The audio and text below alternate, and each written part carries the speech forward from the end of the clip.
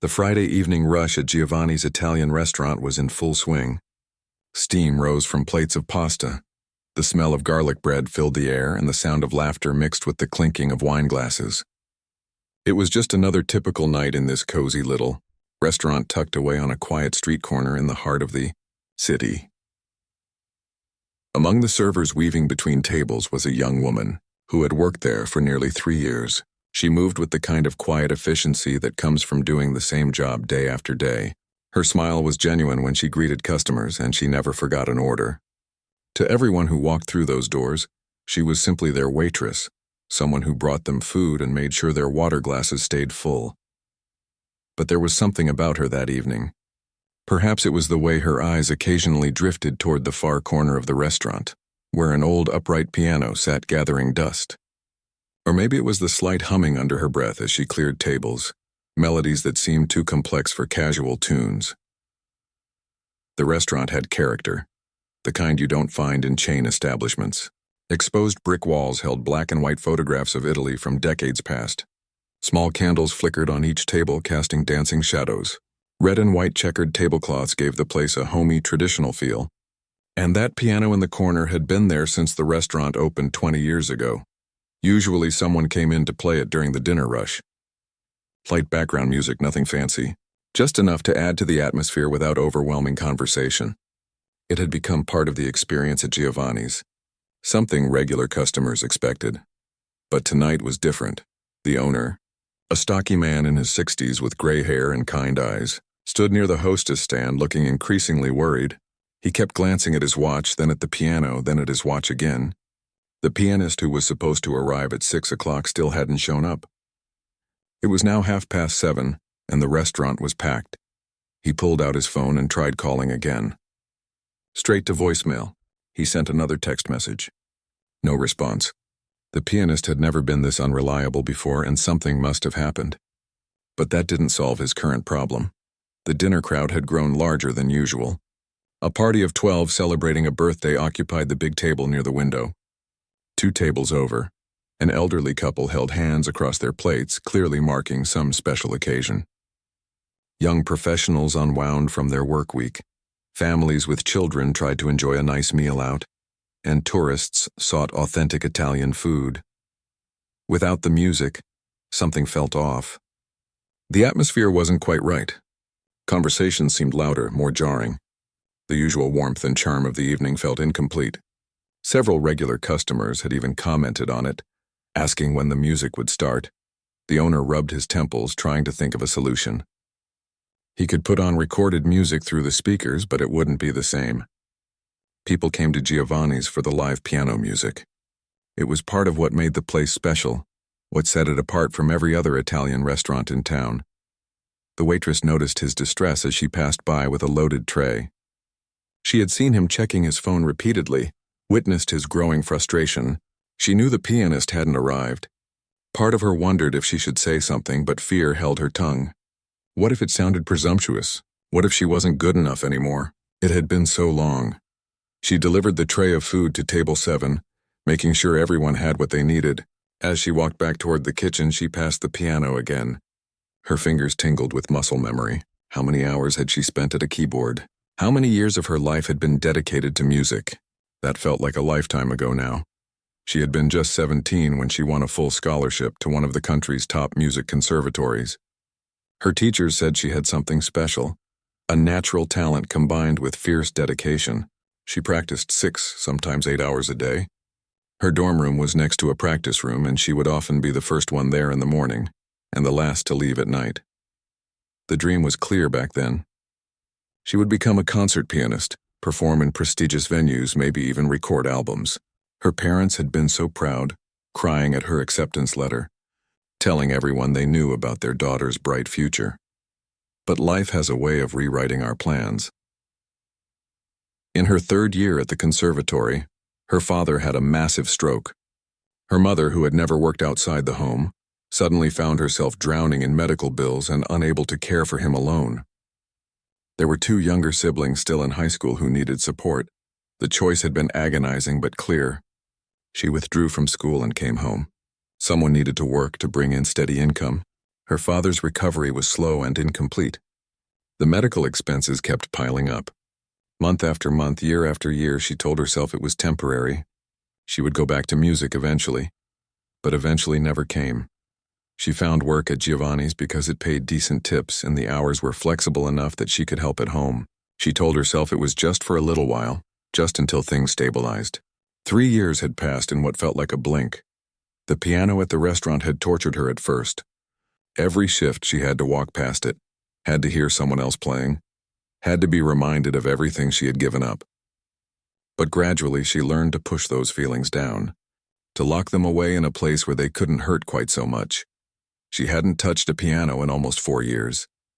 Now, watching the owner's increasing panic, watching the incomplete atmosphere of the restaurant, something stirred inside her.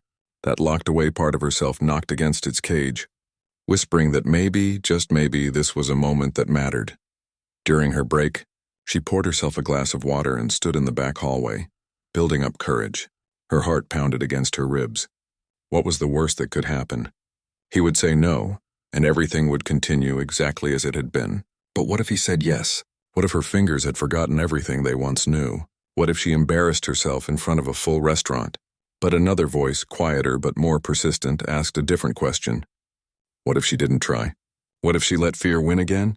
How many more years would pass before another opportunity presented itself? She set down her water glass, smoothed her apron, and walked back into the dining room. The owner still stood near the hostess stand, phone in hand, looking defeated. She approached him slowly, her mouth dry, her palms sweating. When she spoke, her voice came out barely above a whisper. But the words, once started, couldn't be taken back, and everything was about to change. The owner looked up from his phone, surprise crossing his face. For a moment, he just stared at her, as if he hadn't quite heard what she said. She stood there in her work apron, strands of hair escaping from her ponytail, looking nervous but determined. "You play piano?" he asked, his voice a mixture of hope and skepticism. She nodded, not trusting herself to speak again just yet. Her throat felt tight. He glanced at the piano, then back at her, clearly weighing his options. He had known her for 3 years. She was reliable, punctual, good with customers, but he had never heard her mention anything about music. Still, what choice did he have? The restaurant was full, people were asking about the music, and his regular pianist was apparently not coming. "All right," he said finally, gesturing toward the corner. "Give it a try. If it works, it works. If not, no harm done." She felt a wave of relief mixed with pure terror. Her legs felt shaky as she walked across the restaurant floor. Several customers glanced up as she passed, probably wondering why their waitress was heading toward the piano instead of taking orders. The piano bench was old, the wood worn smooth by years of use. She sat down slowly, her hands trembling as she placed them on the closed lid. For a long moment, she just sat there staring at the key she couldn't yet see, gathering her courage. This instrument was nothing like the grand piano she had trained on at the conservatory. It was smaller, older, probably out of tune. But right now, it represented something much bigger than just filling in for a missing pianist. It was a door she had closed years ago, and she was about to open it again. She lifted the lid covering the keys. They looked exactly as she remembered from passing by them every shift. Slightly yellowed, a few with chips in the ivory coating. She touched middle C gently, barely pressing it down. The sound was softer than she expected, but not terrible. Around her, the restaurant continued its Friday evening rhythm. Forks scraped against plates. Someone laughed loudly at a joke. The kitchen door swung open and closed. The world kept moving, unaware that for her this moment felt monumental. She decided to start with something simple. Nothing dramatic, nothing that would draw too much attention, just background music like what the regular pianist usually played. Her fingers found their positions for a basic melody, something gentle and familiar that most people would recognize but couldn't quite name. The first notes came out hesitant, uncertain. Her fingers felt stiff, unpracticed. 4 years away from a keyboard was a long time. She hit a wrong note and winced but kept going. The muscle memory was still there, buried under layers of time and neglect, slowly waking up. No one seemed to notice the mistake. Conversations continued uninterrupted. The birthday party near the window sang "Happy Birthday," their voices drowning out her playing entirely. A waiter rushed past with a tray of drinks. Everything was normal, and somehow that normalcy gave her confidence. She moved into the second verse of the song and her fingers felt a little more sure of themselves. The stiffness began to ease. It was like greeting an old friend after years apart, that initial awkwardness giving way to remembered comfort. Her shoulders relaxed, her breathing steadied. The owner stood behind the hostess stand, watching her carefully. She could feel his gaze, assessing whether this was going to work or if he would need to thank her for trying and put on recorded music instead. She focused on the keys, on the simple melody, on not messing up. As the first song ended, she transitioned smoothly into another one. This felt more natural, the way her hands knew where to go without her having to think about every single note. She chose songs that were easy, comfortable, the kind of light classical pieces that fit a dinner atmosphere perfectly. A few minutes passed, then 10, then 15. She fell into a rhythm, moving from one song to another without pause. The restaurant sounds blended with the music, creating the kind of warm ambiance that Giovanni's was known for. People ate their meals, talked, laughed, completely unaware that their usual pianist had been replaced by their waitress. And that was fine with her. She wasn't ready for attention. She just wanted to play. But something was happening inside her that she hadn't expected. With each passing minute, with each song that flowed from her fingers, something was waking up. Not just muscle memory, but something deeper. Something she had buried along with her dreams 4 years ago. Joy, pure simple joy in making music. She had forgotten this feeling. In all the years of rigorous training, the pressure of competitions, the stress of perfection, she had somehow lost sight of why she fell in love with piano in the first place. It wasn't about being the best or performing in prestigious halls. It was about this, the simple act of creating something beautiful with her own 2 hands. Her fingers began to move with more confidence. The songs came easier. She started taking small risks, adding little flourishes here and there, nothing too dramatic, just enough to make the music more interesting. Her foot found the pedals, sustaining notes, adding depth. One of the other waitresses walked by and did a double take. She had worked alongside her for 2 years and had no idea she could play. She caught her eye and mouthed, "Wow," before hurrying off to deliver food. The owner had stopped watching so intensely. He was back to greeting customers at the door, but she noticed him smiling, looking relieved. The crisis had been averted. The evening was back on track. She played through her entire break, then beyond it. Another server covered her tables without being asked, sensing somehow that something important was happening in that corner. Time seemed to move differently when her hands were on the keys. Minutes felt like seconds. As she transitioned into yet another gentle piece, her fingers started to drift towards something more complex. Just slightly.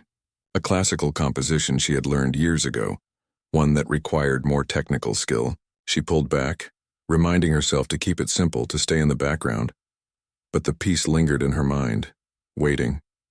Her hands wanted to play it. After years of silence, after years of serving food and clearing tables and pushing down every musical impulse, her hands were waking up and remembering what they were made to do.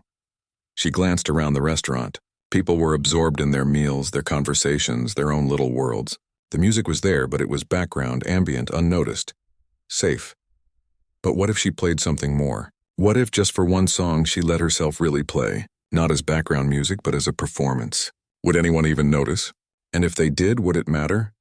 Her heart started beating faster. The simple melody under her fingers suddenly felt constraining, like a cage that had become too small. The years of training, the countless hours of practice, the talent that her teachers had said was special. All of it was still inside her, waiting. She finished the current song and paused, her hands hovering over the keys. This was a choice point. She could continue playing it safe, finish her shift, go home, and everything would remain exactly as it had been, or she could take a risk. Her fingers settled into position for a piece that was anything but simple, anything but background music. A piece that would demand attention, that would showcase every hour she had ever spent practicing, every sacrifice she had made for her art. She took a deep breath and began to play. The first notes rang out clear and precise, completely different from anything she had played in the last 30 minutes. This wasn't background music. This was a declaration. Her left hand established a rich, rolling foundation, deep notes that resonated through the old piano and out into the restaurant. Her right hand entered with a melody that was both delicate and powerful, dancing above the bass line with the kind of precision that only comes from years of dedicated training. At first, no one seemed to notice. The birthday party was still chatting away. A couple near the window was too absorbed in their conversation to register the change. Business continued as usual. But music has a way of demanding attention when it's played with real passion. Her fingers flew across the keys, executing runs and arpeggios that would have been impossible for a casual player.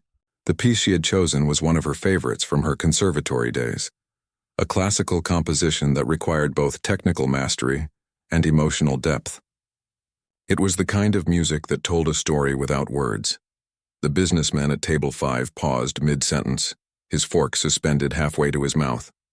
Something in his peripheral hearing had shifted.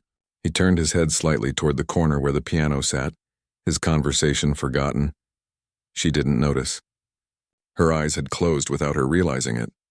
She was no longer in the restaurant at all. She was back in the practice rooms at school, back in that space where only the music existed.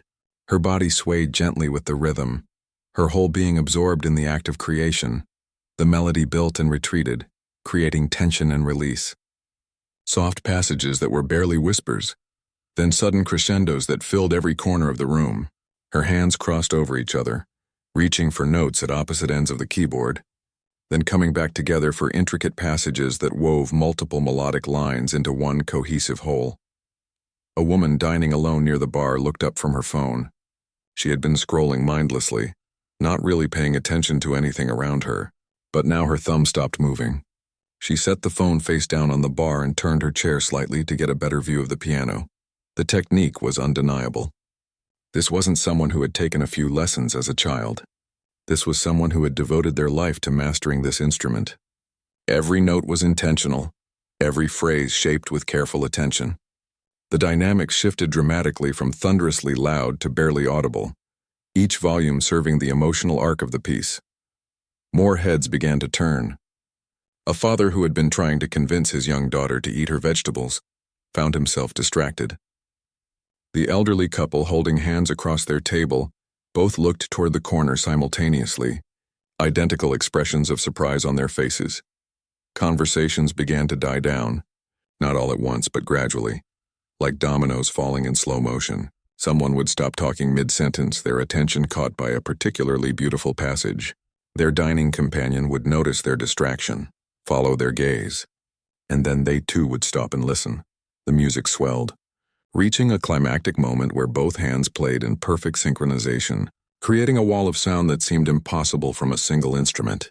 Her fingers were a blur of motion, yet every note rang out clean and clear. This was the moment in the piece that always gave her chills, even after playing it hundreds of times. The kitchen door swung open, and a cook stepped out with a plate of food. He stopped dead in his tracks, holding the hot dish but unable to move forward. Another server came up behind him to see what the holdup was. Then she too froze, eyes wide. Even the birthday party had gone quiet now. The 12 people who had been laughing and joking just minutes ago sat in complete silence, all of them facing the same direction. One of them pulled out their phone, but not to scroll or text. They held it up, pointing it toward the piano, trying to capture what was happening. The owner stood at the hostess stand with his mouth slightly open. In 20 years of running this restaurant, he had heard hundreds of performances on that piano. Good ones, mediocre ones, a few terrible ones, but nothing like this. This was the caliber of playing you heard in concert halls, not neighborhood Italian restaurants. She was completely unaware of the transformation happening around her. Lost in the music, she navigated through the most technically challenging section of the piece. Her fingers never stumbled, never hesitated. They knew exactly where to go, muscle memory taking over while her conscious mind focused on the emotion, on the story the music was telling. It was a story about longing, about dreams deferred, about beauty that exists even in difficult times. Whether she meant to or not, she was playing her own story, every sacrifice and disappointment and hope channeled through those keys. A tear rolled down the cheek of the woman at the bar. She didn't wipe it away. She just sat there letting the music wash over her, touching something deep inside that she hadn't even known needed touching. The businessman had set his fork down entirely. His expensive suit and power tie suddenly seemed irrelevant. His important business dinner forgotten. In this moment there was only the music. The piece moved into a softer section, a moment of reflection before the final surge. Her touch on the keys became gentler, coaxing out notes that seemed to float in the air. The old piano, despite being out of tune, despite its age and wear, was producing sounds it maybe had never produced before, as if it too had been waiting for someone to unlock its full potential. This quiet section was almost harder to play than the dramatic parts. It required absolute control, the ability to play loudly enough to be heard but softly enough to maintain the intimate feeling. Her training showed in every note. The way she shaped each phrase, the slight hesitation before certain notes for emotional effect, the perfect timing. By now, the entire restaurant had fallen silent. 50, 60 people all watching a waitress in an apron sitting at an old upright piano. The kind of silence that feels sacred, that feels like it shouldn't be broken. The other servers stood frozen in place, trays balanced on their hands but going nowhere. The hostess had stopped seating people. Even the sounds from the kitchen had quieted, as if the cooks and dishwashers had crept close to the door to listen. She entered the final section of the piece, the grand finale where everything comes together, both hands working in perfect harmony, the technical difficulty at its peak, the emotion at its highest point. This was the moment she had practiced thousands of times, the moment her teachers had pushed her to perfect, and it was perfect. Her hands raced across the keys, playing passages that seemed impossibly fast, yet every note was clear and distinct. The music built and built, reaching higher and higher, the tension becoming almost unbearable. People leaned forward in their seats without realizing it, caught up in the momentum, needing to hear how it would resolve. Then, the final chord. Both hands came down together in a powerful, definitive statement. She held it, letting it ring out, sustaining it with the pedal as long as possible. The sound filled every corner of the restaurant, seemed to vibrate in the walls themselves. And then silence. Complete and total silence. She lifted her hands from the keys and opened her eyes. It took a moment for her to remember where she was, to come back from wherever the music had taken her. She blinked, her mind slowly registering her surroundings. The restaurant. She was at work. She had been playing the piano, and everyone, absolutely everyone, was staring at her. Her heart stopped. For what felt like an eternity but was probably only 3 seconds, nobody moved. The silence was so complete she could hear her own heartbeat pounding in her ears.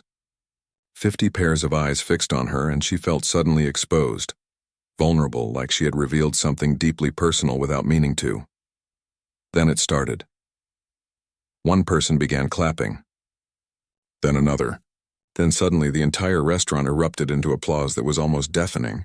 People weren't just clapping politely. They were on their feet, standing, applauding with an enthusiasm usually reserved for concert halls and theaters. Not neighborhood restaurants.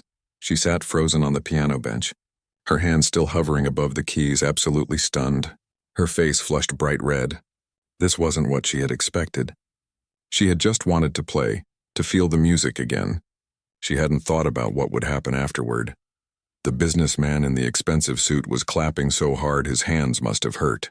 The woman at the bar had tears streaming freely down her face now, mascara running, but she didn't seem to care. She was clapping and smiling and crying all at once. Someone shouted, "Bravo!" with genuine enthusiasm. Others joined in, calling out their appreciation.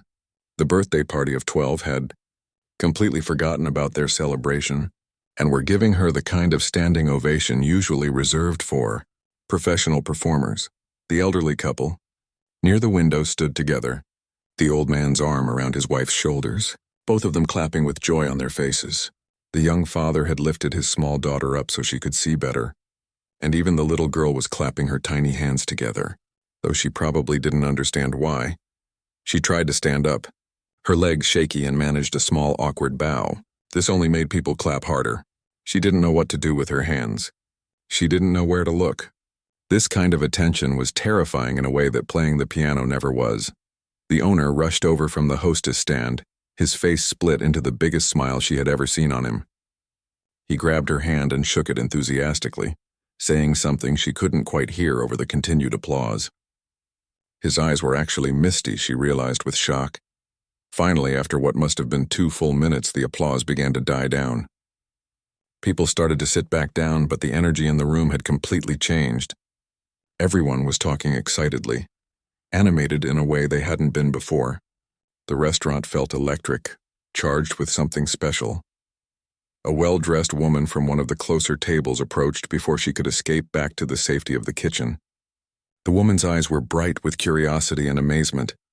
"That was absolutely incredible," the woman said, her voice full of genuine awe. "I've been going to symphony performances for 30 years, and what you just played was as good as anything I've heard." "Where did you train?" The question hit her like cold water. Where did she train? How did she explain that she had trained at one of the best music schools in the country, but was now serving pasta for a living? How did she put into words the complicated path that had led her from there to here? "I went to conservatory," she managed to say, her voice quiet. "A while ago? Which one?" The woman pressed, genuinely interested.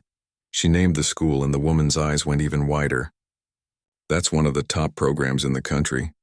Why on earth are you working as a waitress?" It was an innocent question, asked without judgment, but it felt like a knife. Why was she working as a waitress? Because life happened. Because sometimes dreams have to wait. Because family comes first. Because bills need to be paid, and sick parents need care, and younger siblings need support. But she didn't say any of that. She just smiled a tight smile and said, "Life takes unexpected turns sometimes." Before the woman could ask more questions, other diners started approaching. They wanted to shake her hand, to tell her how moved they were, to ask questions she wasn't prepared to answer. One man said her playing had reminded him of his late mother, who used to play piano. Another woman said she had been having the worst week of her life until this moment. The attention was overwhelming. She appreciated their kind words, but she felt like she was drowning. This wasn't supposed to happen. She was just supposed to fill in for the missing pianist, play some background music, get through the shift. Her co-worker, the other waitress who had seen her playing, pushed through and rescued her. "Come on, let's get you some water," she said, gently guiding her toward the back. In the relative quiet of the staff area, she leaned against the wall and tried to catch her breath. Her hands were shaking, though whether from the playing or the aftermath she couldn't tell. "Why didn't you ever tell anyone you could play like that?" her co-worker asked, handing her a bottle of water. "It never came up," she said weakly, which was a terrible answer, but the only one she could manage. "Never came up? That's like having superpowers and just never mentioning it." Her co-worker shook her head in disbelief. "Do you know what you just did out there? Everyone in that restaurant will be talking about this for months. Years, probably." Through the kitchen door, she could hear the excited chatter continuing. The energy hadn't died down. If anything, it seemed to be building. She caught snippets of conversation. People asking each other if they had recorded it. Someone saying they wished their friend had been there to see it. Others saying they couldn't believe what they had just witnessed. The owner appeared in the doorway, his face still glowing with excitement. "I don't even know what to say," he began. "In 20 years of running this place, that was the most extraordinary thing I've ever seen happen here. You have a gift. A real, genuine gift." She didn't know how to respond to that. She had known she was talented once, back when she was 17, and winning competitions and getting scholarships, but that felt like a different person, a different life. "Thank you for letting me play," she said quietly. "Letting you?" He laughed, a joyful sound. "You just gave every person out there an experience they'll never forget. I should be paying you extra." Before she could protest, someone from the dining room called out for the owner. He excused himself, leaving her alone with her thoughts and her still trembling hands. She looked down at her palms, at fingers that had just done something she thought they might never do again. For 4 years she had convinced herself that part of her life was over, that she had made her choice and there was no going back, that she was a waitress now, not a pianist, and she needed to accept that reality. But those few minutes at the piano had cracked something open inside her, had reminded her that the music wasn't gone. It had just been sleeping, waiting. Her phone buzzed in her apron pocket. She pulled it out and saw text messages from numbers she didn't recognize. Confused, she opened one. It was a video. Someone had recorded the last 3 minutes of her performance and posted it online, tagging the restaurant's location. The video already had hundreds of views and dozens of comments. People sharing it, tagging their friends, expressing amazement at what they were seeing. Her stomach dropped. This wasn't just a moment in a restaurant anymore. This was out there on the internet, being seen by strangers, growing and spreading in ways she couldn't control. She scrolled through the comments, her heart racing. Who is this woman? This is incredible. Why isn't she famous? Someone find out her name. She deserves a recording contract. I would pay to see her in concert. The video had been posted less than 10 minutes ago. and it was already taking on a life of its own.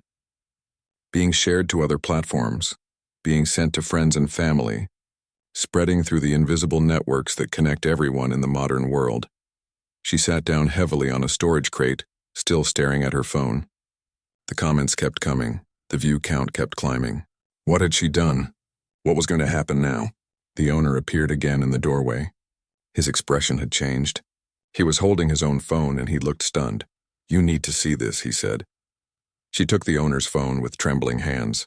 The screen showed the same video she had just seen, but on a different platform. And the numbers were much, much higher. Thousands of views, hundreds of shares, comments flooding in faster than she could read them. "It's everywhere," he said, his voice filled with wonder and disbelief. "People are sharing it across every social media platform. Local news outlets are already reaching out to me asking about you. This is going viral." The word viral hit her like a physical force. Viral meant millions of people. Viral meant attention she couldn't possibly hide from. Viral meant her life was about to change in ways she couldn't predict or control. She handed the phone back, unable to look at it anymore. Her mind was racing, trying to process what was happening. Just 2 hours ago, she had been worried about getting her table's orders right. Now strangers around the world were watching her play piano and demanding to know who she was.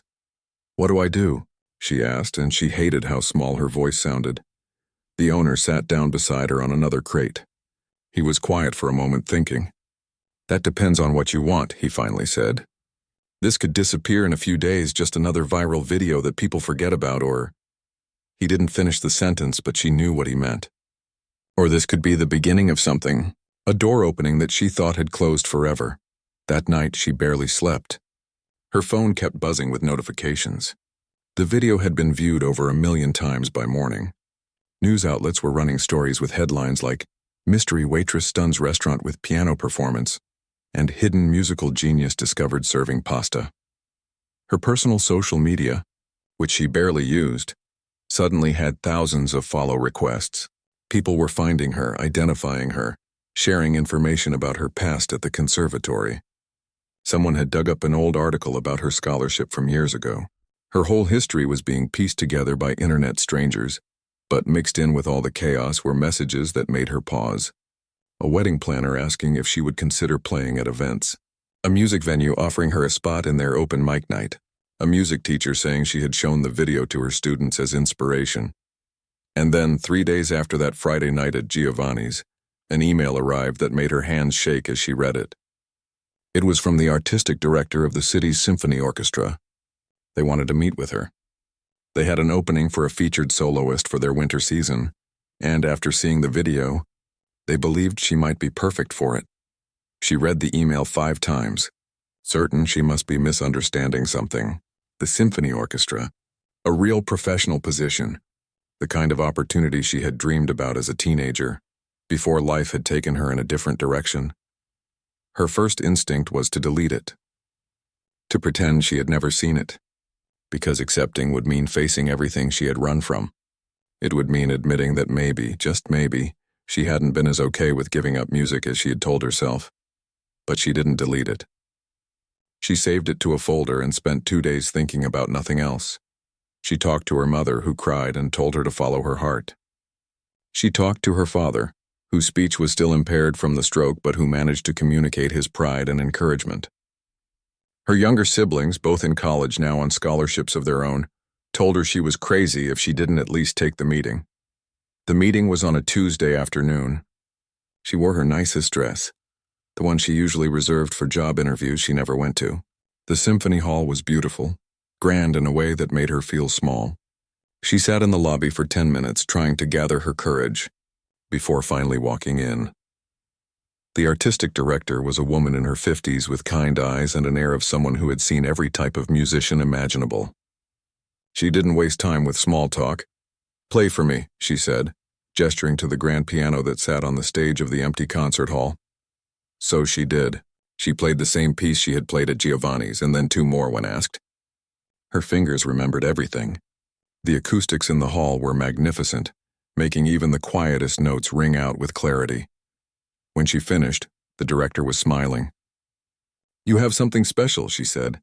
"Raw talent is common enough, but you have both technical mastery and emotional depth. That's rare, Very rare. The offer was real.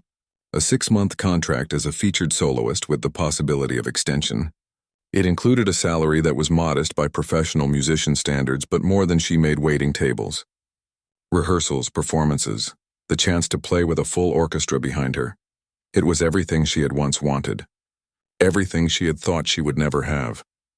I need to think about it, she heard herself say. The director nodded, understanding. Take a few days, but not too long. We start rehearsals in 3 weeks. She walked out of that concert hall in a daze. The city looked different somehow, as if the world had shifted while she was inside. She found herself at a park and sat on a bench watching people pass by. Joggers and parents with strollers and teenagers on skateboards. Regular people living regular lives. Was she ready to not be regular anymore? Her phone rang. It was the owner of Giovanni's.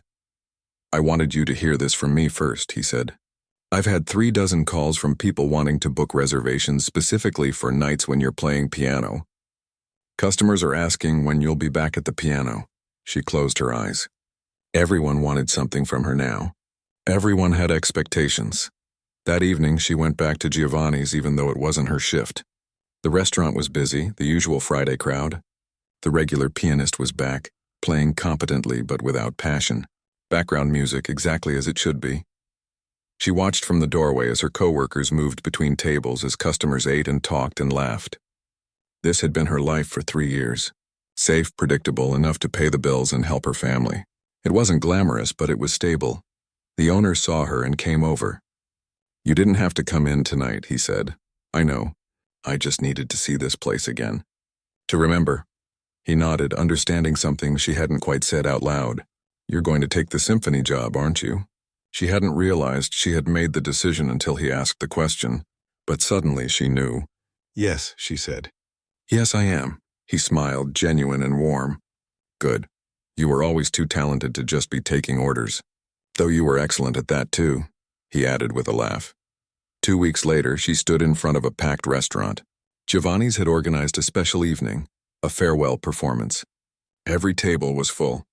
People who had been there that first Friday night had come back. Regular customers who had heard the story. Strangers who had seen the video and wanted to witness her play in person. She sat at the old piano one last time. But this time she wasn't nervous. This time she knew exactly what she was doing and why. She played for an hour, pieces both familiar and challenging, pouring everything she had into the music. When she finished, the standing ovation was even longer than before. People cheered and wiped away tears and told her they couldn't wait to see where her journey would take her. The owner presented her with a gift. A beautiful framed photo of the piano with a plaque that read, Where Dreams Wake Up. She hugged him tightly, thanking him for taking a chance on a nervous waitress who had offered to fill in one Friday night. 3 months later, she stood backstage at the Symphony Hall, wearing an elegant black dress, listening to the orchestra warm up. In minutes, she would walk out onto that stage and perform as a featured soloist for the first time. The concert was sold out. Critics were in the audience. This was real, actually happening. She thought about that Friday night at Giovanni's, how terrified she had been, how she had almost talked herself out of offering to play, how close she had come to never touching a piano again,